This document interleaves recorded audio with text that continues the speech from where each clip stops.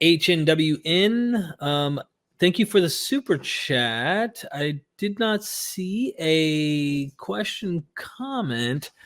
Just oh yeah, I yeah, yeah. do know HNWM because he joined my Patreon today, so or Awesome. yesterday. So thank you. Yeah. Well, they did ask, do you think, just like Father Jean Carmagnac, former editor-in-chief of the Revue de Qumran, that Mark Gospel, due to the native Semitisms of the text, could have originally been written in Hebrew?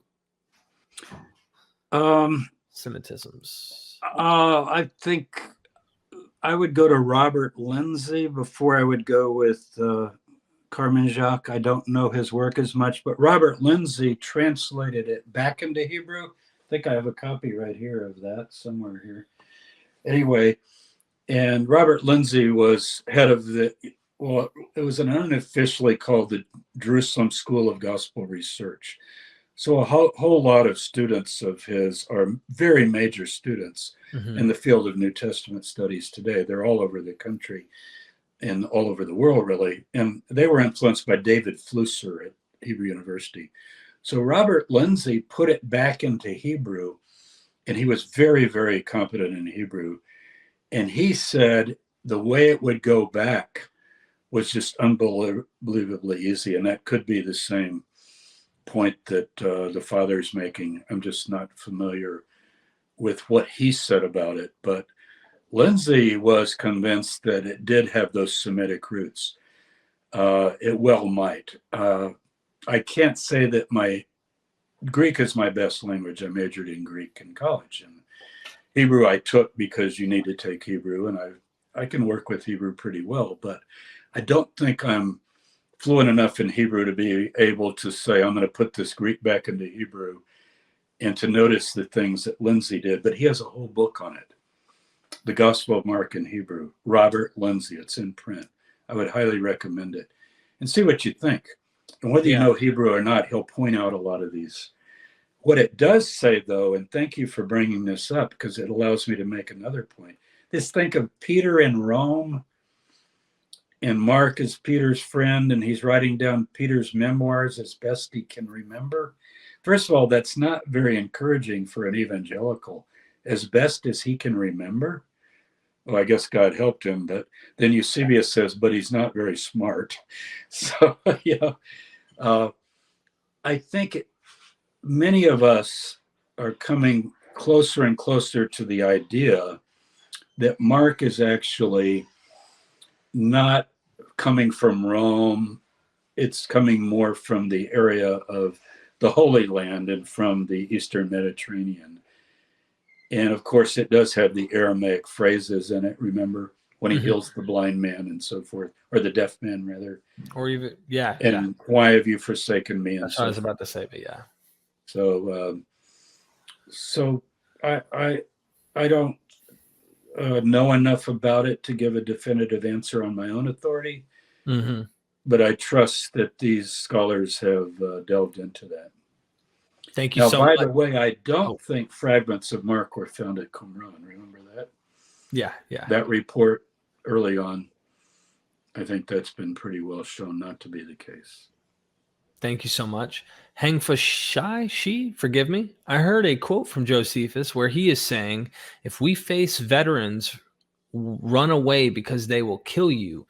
But if they're not vets, we stand a chance. Would love to see this. Does this ring a bell? Thank you. He's saying if we face veterans.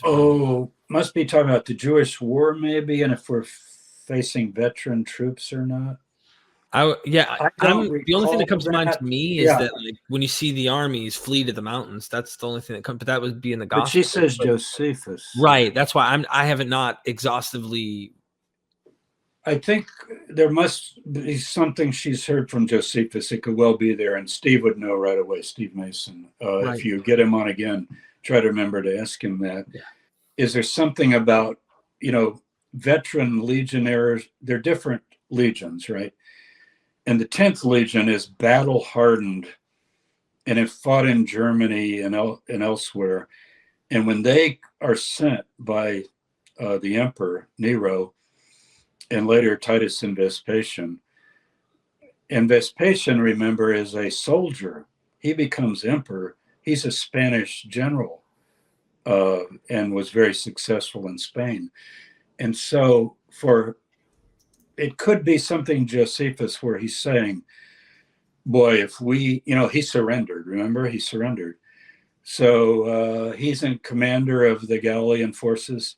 And I just don't recall that passage, but my guess it would be in the Jewish war if it's there. And he's probably just saying, yeah, I surrendered, but guess what? You should surrender too, because you know what these guys are going to do to you? You don't have a chance in hell of defeating these people. These are veteran troops. Thank you for mentioning that, though. I really appreciate it, because I want to know if that's there, and I'm going to go look for it. Yeah. Thank you so much. Soda Cabbage, thank you for the super chat. What is the gospel in the Gospel of Mark? Social gospel? The poor you have with you always doesn't sound like a social gospel. Right. Not a lot of time left to change the world. I don't think it is the social gospel. The ethics of Jesus are given in Mark 7, and it's a list of 13 attributes that will defile a person. So it's sort of like works of the flesh, fruit of the spirit in Paul, where you name all these horrible things. I'll read them to you real quick so that you can check them off and see if you're righteous or not. Evil thoughts, fornication, theft, murder, adultery, coveting, wickedness, deceit, licentiousness, envy, slander, pride, and foolishness. All these evil things come from within, and they defile a man. So this is a breakdown of what's called in Judaism the Yetzer Hara, the tendency to evil. Then there's also the tendency to good, which would be love, joy, peace, kindness, long-suffering, and so forth, the attributes of God. Is that social? Well, it has a social dimension to it, obviously, right? Because you would want to live next door to somebody that didn't do these 13 things, right? Right. You don't want to get murdered or robbed or have your wife or husband taken or whatever. I'm good on that. But I don't see it like Matthew 25. I was hungry, I was thirsty, I was in prison, I was this, I was that. It's not like that, because Matthew's living in a different period. And Matthew and Luke remove the imminence of the apocalypse. Matthew does it. I know you said we don't want to do Matthew, but just real quick, he adds 3 stories of delay to Mark 13. 3 stories.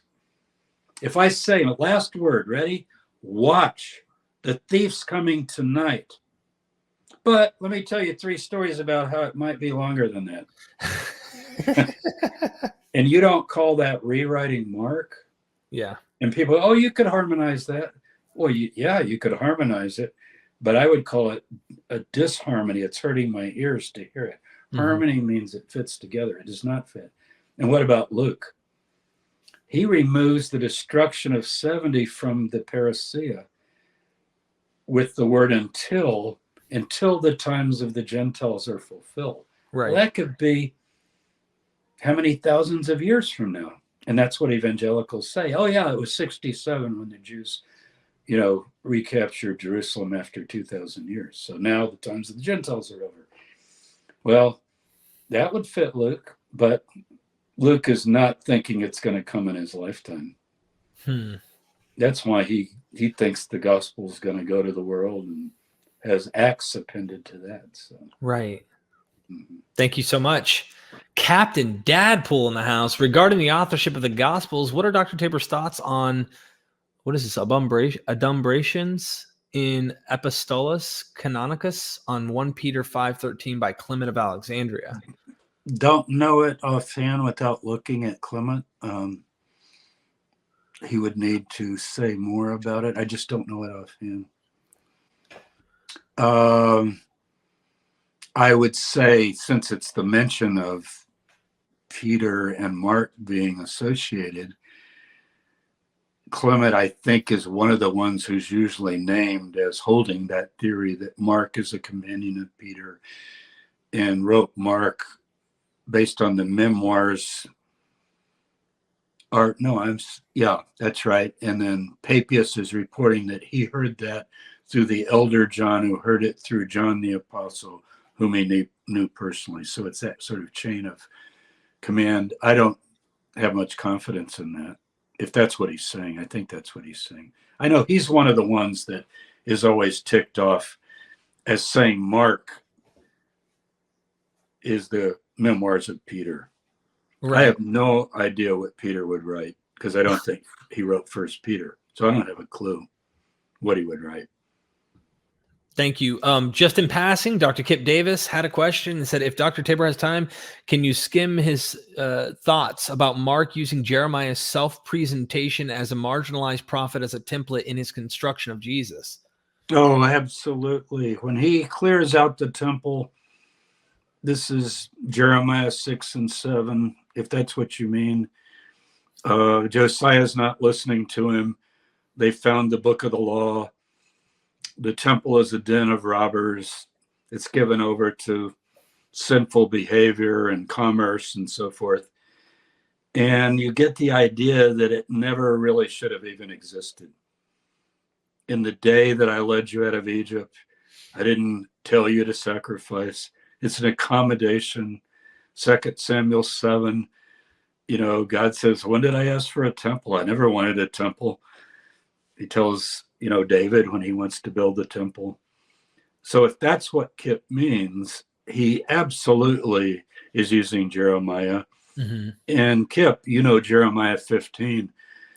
When I read Jeremiah 15, I see Mark's Jesus and maybe the historical Jesus meditating on that passage. I sit alone. I don't sit with the merrymakers. I've set my faces against them.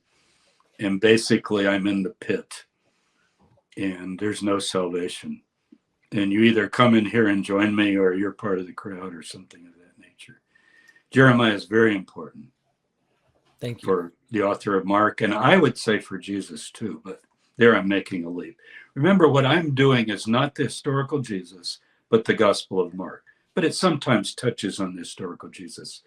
So I see you got a family member nodding at you, and I just Kurt comes on the corner. Are you on? Everybody tiptoes on eggshells when I'm on a live stream, and I'm like, go ahead.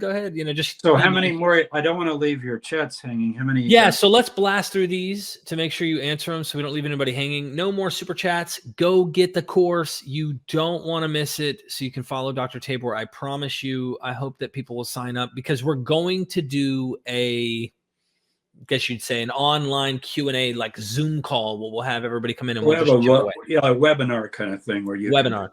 Yep. JC, how do you think the synoptic problem maps out beyond the canon when Thomas and other Gnostic Gospels are included? Future show topic? These combos. Love these combos. Thank you, JC. Yeah, absolutely. If you're working particularly with the two source material that scholars call Q, you got to bring in Thomas because a lot of it's there and it's been altered and revised and so forth, or changed or updated, or maybe it preserves an earlier form. I think the Gospel of Peter in places maps into Mark very, very well. That needs to be in a column. I would say that Dom Crossan, whether you end up agreeing with his portrait or not, his main book on Jesus, is it called Life of a Mediterranean Peasant? Is that what he calls it? So. Yeah. He's probably the best on laying all those other sources out and then showing you exactly how he uses them as he puts everything together and constructs things. However, this will surprise you. I would also not play down the Gospel of John the way people do in terms of reading Mark and John together. If you go to my blog, jamestabor.com, you will, and just type in the search feature. It's right at the top, right above there. See right there? Type in Mark and John. And there are a number of posts where I show you that Mark and John and First Peter are sources that need to be considered when we're doing those final days of Jesus. They're very important. And I'm not sure what else we could throw in there, but Thomas for sure. And You know, so yeah, answer is yes. Thank you so much. Appreciate that. Avros back again. Recent scholarship shows Gospel of Lord underlying Luke is a longer version of Mark, includes Q with proper ending and beginning and media. Res like Mark? Maybe reads like Mark? Yeah. Well, certainly, look, Matthew and Luke both use Mark's story. The story of Jesus in Matthew and the story of Jesus in Luke are Mark's story. But clearly, it's drastically edited. That's what we've been saying, Right. and throughout this podcast, or whatever we want to call it, this program. So yes, it is a longer version with Q and ending and beginning added, but it's not just a longer version. It's actually shorter because he takes a lot of Mark out. It's much shorter, and he takes out things like the failure of the disciples, like I just mentioned, get behind me, Satan, which he says to Peter. So it's not really a longer version. It's a heavily edited version of Mark, but that is his main source. I think Luke is very valuable. In my next course, I will now announce, which Derek doesn't even know, I believe that we can restore the earliest, an alternative to Mark. And whether Mark's earlier or this alternative, I think this alternative might be embedded within the Gospels is a proto-gospel that I think we can pull out. And I have pulled it out. I just haven't published it yet. But it's going to be called Recovering a Lost Gospel from Our Gospels. And it's not just putting together the stuff I like, by the way, because it doesn't have a lot of Mark in it. It's a different approach. But so we'll wait on that. Thank you, Avros. Appreciate that. Logan Fisher, is Mark 13:2 a failed prophecy? Do you see these great buildings? Replied Jesus. No, not one stone here will be left on another. Everyone will be thrown down. It's just hyperbole. It's how people talk all the time. I mean, I don't know if the author of Mark had been to Jerusalem and seen it or not, but clearly to remove all the Herodian stones, you'd have to actually almost go below ground. But if you go literally not one stone on another, I mean, there are plenty of stones around the foundation that are still intact. Mm-hmm. Josephus says that Vespasian ordered the 3 towers to be left remaining. So those are whole towers that are still there. Some people try to get around that by saying, well, it's the temple, the building itself is gone completely. Right. However, in Luke, it doesn't just say the temple, Mark does, but here it says all these wonderful buildings. And when you're on the Mount of Olives where they are looking out, you're seeing all the Herodian buildings, including Herod's palace. And that's what Luke also includes. I think it's just hyperbole. Yeah, because if you do take it literally, that every stone, it fell. But if it is hyperbole, but nobody talks, everybody speaks like this. If I say, that house burnt to the ground, there's nothing left. You go, wait, I see the chimney. The chimney's still there, part of it, the top. You lied. You said it was burnt to the ground. The chimney's not on the ground. You lied. Come on. What does it mean? It's utterly going to be destroyed, and it was. No, I don't. I know people who, you got your Bible promoters and your Bible bashers. And the Bible bashers sometimes need to bash other things than hyperbole, because hyperbole is, I have heard, just to defend this point, I think Paula Fredrickson said, when I asked her, what did E.P. Sanders, because she said, I agreed with E.P. Sanders until I visited the Mount of Olives. And I think, I don't take me to the bank on this. I think she said when she finally witnessed how massive all of it really was, she might be thinking, no, I don't think the author has ever seen this compound and the structure. And if they did, and they saw what was remaining, there's no way they would have made this statement. But maybe she's not reading that part as hyperbole. I don't know. But I know that you would say, while you're saying this is hyperbole, I know that you would agree in saying that doesn't mean Mark 13 didn't fail. in the ultimate conclusion. See, this is where preterists in us, we walk hand in hand, but then they want to make the destruction, Exactly. the Yeah. second coming, and all that nonsense. So Yeah. Well, it could be that the author's never been to Jerusalem and doesn't know, but either way, the point of Mark is the disciples missed the point of the widow. Look at the verse before. The verse before Mark 13, 1 and 2. They missed the point of the widow, which is the main character in the whole Gospel of Mark. I hate to give the course away, and I won't, but she's the main character in the whole Gospel. Okay? Right. Okay, then what did they say? Next word. But what about these buildings? This is amazing. We're going to take this over. That's his point. And then he says, that's not even going to be left at all.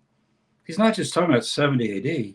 He's talking about the whole disruption of the cosmos when the powers of heaven are shaken at the parousia, the appearance of the Son of Man, which is not just him, but all the forces of the kingdom brought to bear on this wicked world. That's his view.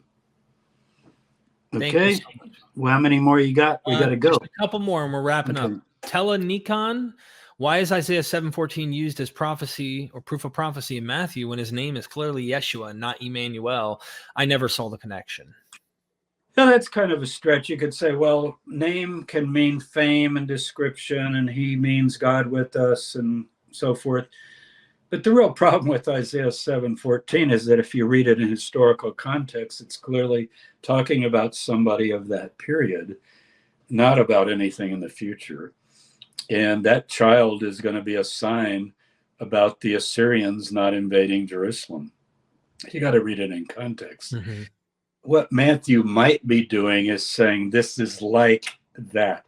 Just as a child back then was a sign to the world for salvation from the Assyrians, Jesus is now a sign of salvation. But the problem is it's a young girl having a baby. The miracle is not the young girl having the baby. You understand? The miracle is before the child is weaned, the Assyrians will be gone. You understand? Right. 7:14 is just saying a woman's going to have a baby. But before her baby is weaned and old enough to choose good and evil, maybe 5, 6, 7, 8, 9, 10, 11, 12, Syrians will be gone. That's the sign. The child growing up is the sign. So Matthew's just using it in a non-contextual way. He's taking it out of context. Thank you so much for that. We did have a question. Matt says, will a Mark course by Dr. Tabor be available only for a limited time? No, it will always be available. However, signing up now will put you into that window where we're going to actually be doing the webinar. So you're going to want to jump on it now so you can actually participate in that online webinar. I'll plan on trying to record that webinar too so people can watch it later, but you can participate with questions. Fingers crossed we can get to a lot of them. So yeah, we can't, I don't think we're going to keep doing those forever, but we want to reward the people that during the first months or so of the course, they went ahead and bought it. And that would be part of a bonus we would give them, for being good students of Dr. Tabor and Mark. Right. So it's just showing people here, make sure you sign up. Last super chat that I saw, I believe, is Adam Christing. Thanks. Struck by how often Mark presents Jesus as Son of God, beloved Son, I am, when high priest asks. Demons and centurion affirm it. Do you think Mark's Jesus is not claiming divinity? The trick is divinity, what you mean by divinity. And if people hear Trinity when they hear the word divinity, Mark is clearly presenting Jesus as a divine man and therefore divine, meaning an extraordinary person who's imbued with the power of the Spirit in a way that others aren't. But what he wants to make clear is that he gets his power and glory not from that power of God coming upon him, but by his suffering. And so that's the message of Mark as he goes on through. So it really depends. Now remember, Son of God in Mark, line 1 it might be an interpolation by later copyists. So that would leave you with 1462 when the high priest says, "Are you the Messiah?" Right? Let's see. Let me just read it. Are you the Christ, the Son of the Blessed? Okay, that's not Son of God. Mark 14:62. Jesus says, "I am, and you will see the Son of Man seated at the right hand of power and coming in the clouds of heaven." So he expects the high priest's family, at least Annas and his sons, to live to see this. It's this generation, in other words. Right. The centurion, that's the big claim. But notice he's confessing him dead on the cross, rejected and forsaken by God and humans and his followers. And that's the key to Mark. So he actually touched on the secret of Mark right there. So it's almost opposite of what people would think. Like, finally, the glory, he's declared as the Son of God. And you see a dead corpse on a cross, and he doesn't appear resurrected again.